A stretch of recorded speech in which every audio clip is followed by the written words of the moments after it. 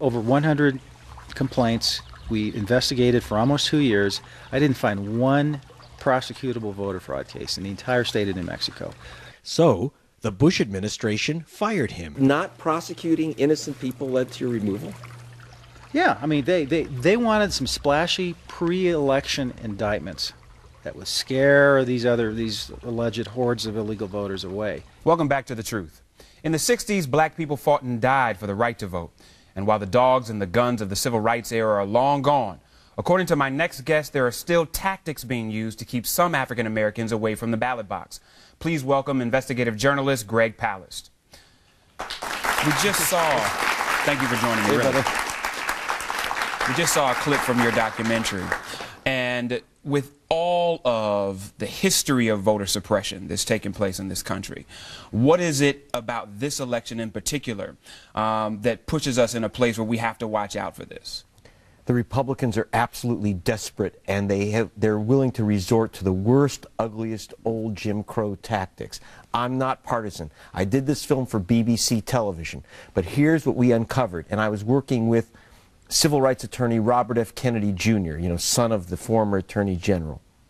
What we're finding is that the GOP has run a campaign of blocking and purging voters. I mean, back in 2000, I'm the reporter that uncovered how Katherine Harris, Jeb Bush, knocked off thousands of voters, calling them felons, criminals, and their only crime was voting while black. That Florida game of purging voters from the voter rolls has now fluoridated the entire nation. And are we saying that this is only the Republicans? So only the Republicans purge people from the records as secretaries of state, only the Republicans put pieces in place that block people, so the Democrats are scot-free in this? Oh, absolutely not. In fact, one of the problems, though, is that there are a lot of Democrats who are complicit in Georgia, places like New Mexico, where, for example, parts of the Democratic Party are disenfranchising Native American voters. Now, here's the problem, though, for Obama. The Native American vote is at least as strong Obama as the African American vote. That's their man. And so when you disenfranchise the Native American vote, and by the way, people say, oh, well, how many Indians are there? Let me tell you, that is the swing vote in Nevada. Right. That's a swing vote in Colorado. Well, talk about some other states. I mean, what specific tactics are the GOP or others, for that matter, using to block people from voting or even being on the roll to begin with? That's the game. In Colorado, almost no one noticed that 1 in 5 voters, 19.4%, 1 in 5 voters was removed from the voter rolls by the Republican Secretary of State using something called the Help America Vote Act, which which George Bush signed. And, when George Bush tells us he's going to help us vote, Jeff, right, because HAVA was supposed to be this thing that helped people get to the polls, access to polls. They're helping. Here's how they're helping you. They are saying that they can remove fraudulent voters or suspect fraudulent voters. Are you telling me that 1 in 5 voters in Colorado is fraudulent? Obama thinks he's going to take Colorado because he had the convention in Denver. You've got a new demographic there. He's got a big Hispanic vote. But they're as fast, I was talking to Reverend Jackson. He says, as fast as we're putting new registrations on top of the bucket, they're leaking out the bottom.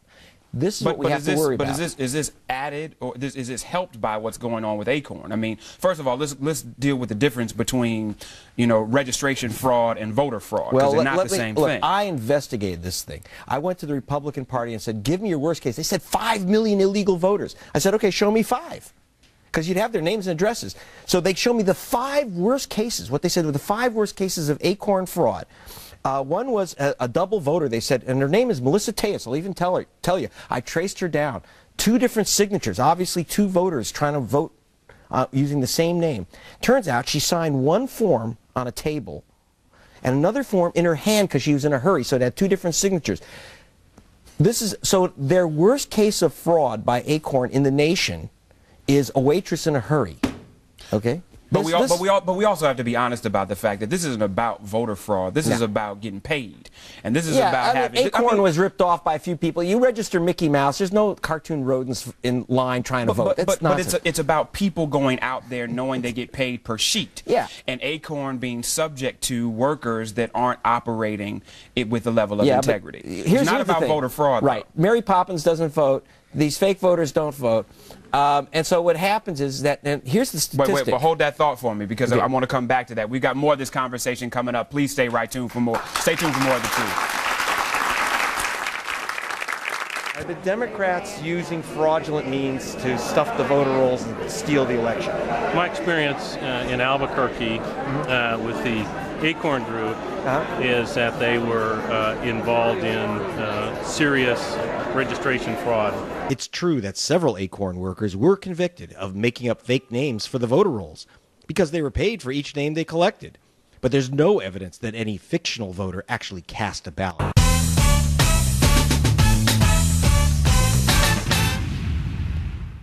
If you combine people who are disenfranchised by voter ID, people who are disenfranchised by other things, such as there not being enough voting machines, combined with people who will be shut out because they have been left off the voter registration list, that's enough to swing the election. I'm back with Greg Palast. We're talking about his new documentary, Steal Back Your Vote, which you just watched a clip of. Greg, we were talking a little bit about, is early voting going to help voter protection or in many cases provide more opportunities for disenfranchisement? Oh, it absolutely helps because there have been 2.7 million people disenfranchised, purged from the voter rolls in the last couple of years. That's a heck of a lot. So go in now. So if you have a problem, you can scream about it. So early voting's big. And also, you're going to have monster lines Tuesday. I'm voting tomorrow in New York Saturday. Today, I don't know. Today's election day. Today's election day. People should stop thinking in places Tuesday. where there's early voting. Early voting is in every state right now. Every state today. But no. But states like Maryland, it's only absentee. You can walk. You know what you do? You walk into the vote. You walk into your county voter registry, the county elections officials. You get your absentee ballot. You hand it right back. The reason to do that, and this is very important. Some states now they have this new crazy, insane rule that says that if you're a first-time voter, you have to include a photocopy of your ID, and then you got to put it in the outer envelope, not the inner envelope. It's so insane that if you don't, you should really be there to have them go through the procedure with you so you don't lose your vote. Well, let's talk about that a little bit, because when people go to the polls, many people have been told, look, get a provisional ballot if they block you from voting. What is this provisional ballot, and why is it important? It's a back-of-the-bus baloney bouncing, they don't count it ballot. Okay, what's happening is that was the black ballot that was created by Karl Rove back in 2002. They said if your name's on the voter roll so you don't scream, we'll give you this ballot. Half the time they don't count them. Be very cautious. Don't accept them if you don't have to. And that's why we have, in fact, Bobby Kennedy, my co-writer, and I have a comic book out. Steal Back Your Vote. It's free. You can download it free at stealbackyourvote.org. And it says there's an 800 number.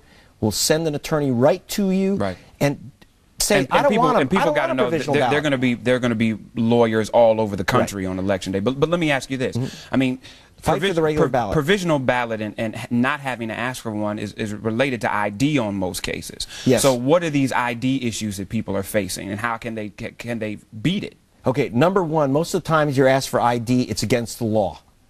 African Americans, young voters, Hispanic especially, have been asked for ID when it's not required in almost any, except for Indiana. There's not an absolute ID requirement anywhere. There's so what is the way around requirement? it. What do they need but to have? I would bring ID as much as you can. And by the way, if your driver's license is different than your voting address, bring a utility bill.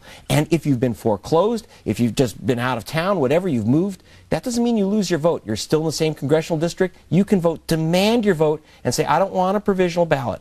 And usually you get your rights by asserting your rights. Usually the way you avoid a provisional ballot is say, I don't want one of those bogus ballots. I want a real ballot. That's how you do it. Well, you've got 5 recommendations for folks. Okay. Don't go postal. Don't mail in your ballot. Walk it in. Okay, if you have an absentee, please. Vote early. Then if you're purged, you can deal with it and you won't have to wait in those lines. Okay. The third is vote unconditionally, not provisionally. Avoid you can get as a provisional, you take it. The other thing is date a voter. Never go in alone. Voting, love, bowling should never be done alone. Because if you have a group of people, you can kind of face down the people saying, you need that ID. No, we're giving you a provisional ballot. And you'll have, it helps. Arrive with 5, as Reverend Jackson says, okay? So that's, and what's the phone number that people can call if they've got issues? Go to 2 places. Go to stealbackyourvote.org to get the full information and the numbers. The best number to call is 1-866-OUR-VOTE, OURVOTE, and we'll get legal help right there. Avoid the legal help problem by bringing all the ID you've ever dreamed of in your life, including utility bills. Greg, thanks so much for joining us. I appreciate it. I'd like to thank Greg Palast for coming through. For more information on his movie and his comic book, visit www.stillbackyourvote.org.